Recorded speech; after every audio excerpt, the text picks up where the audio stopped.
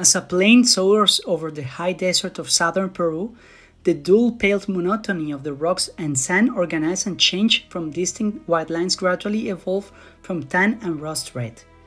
Strips of white cried cross a desert so dry that it rains less than an inch every year. The landscape changes as lines take shape to form single geometric designs, trapezoids, straight lines, rectangles, triangles, and swirls. Some of the swirls and zigzags start to form more distinct shapes: a hummingbird, a spider, a monkey. These are the famous NAZCA lines, subject of mystery for over 80 years. How were they formed? What purpose could they have served? Were aliens involved?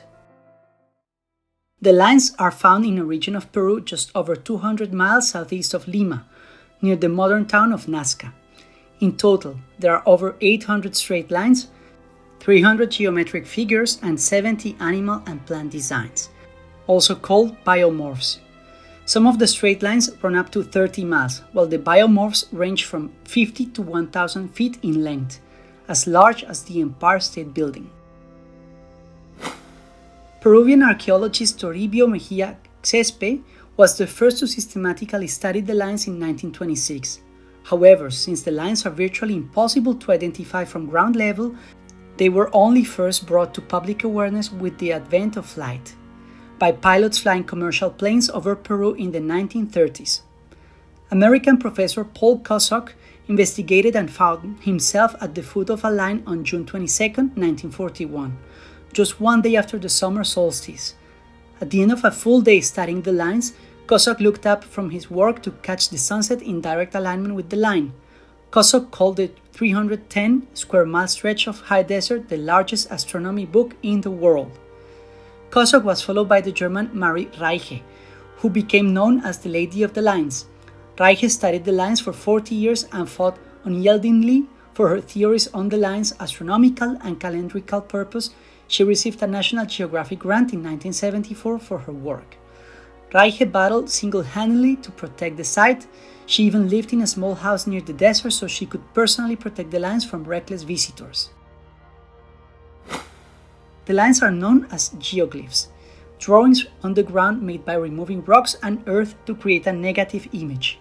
The rocks which cover the desert have oxidized and weathered to a deep rust color, and then the top 12 to 15 inches of rock is removed.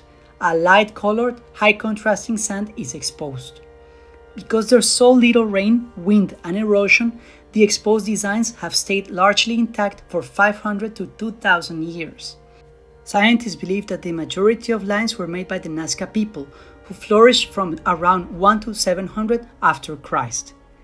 Certain areas of the Pampa look like a well-used chalkboard, with lines overlapping over lines, and designs cut through with straight lines of both ancient and more modern origin. The Kosok-Reiche astronomy theories held true until the 1970s, when a group of American researchers arrived in Peru to study the glyphs. This new wave of research started to poke holes in the archaeoastronomy view of the lines, not to mention the radical theories in the 60s relating to aliens and ancient astronauts. Johann Reinhardt, a National Geographic explorer in residence, brought a multidisciplinary approach to the analysis of the lines. Look at the large ecological system, what's around Nazca, where were the people around located.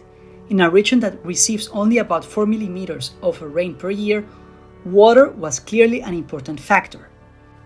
It seems likely that most of the lines did not point at anything on the geographical or celestial horizon, but rather led to places where rituals were performed to obtain water and fertility of crops, wrote Reinhardt in his book The NAZCA Lines, A New Perspective on Their Origin and Meanings. Anthony Aveni, a former National Geographic grantee, agrees. Our discoveries clearly showed that the straight lines and trapezoids are related to water, but not used to find water, but rather used in connection with rituals. The trapezoids are big white spaces where people can come in and out, says Aveni. The rituals were likely involved with the ancient need to propitiate or pay a debt to the gods, probably to plead for water. Reinhardt points out that spiral designs and themes have also been found at other ancient Peruvian sites. Animals symbolism is common throughout the Andes and are found in the biomorphs drawn upon the Nazca Plain. Spiders are believed to be a sign of rain, hummingbirds are associated with fertility, and monkeys are found in the Amazon, an area with an abundance of water. No single evaluation proves a theory about the lines, but the combination of archaeology, ethnohistory, and anthropology builds a solid case, says Reinhardt. Add new technological research to the mix, and there's no doubt that the world's understanding to the Nazca lines will continue to evolve. If you liked the video, please give it a like, share, subscribe to the channel, and click the notification bell. Please follow me also on Facebook and Instagram. That would help me a lot. Thank you very much, and see you next time.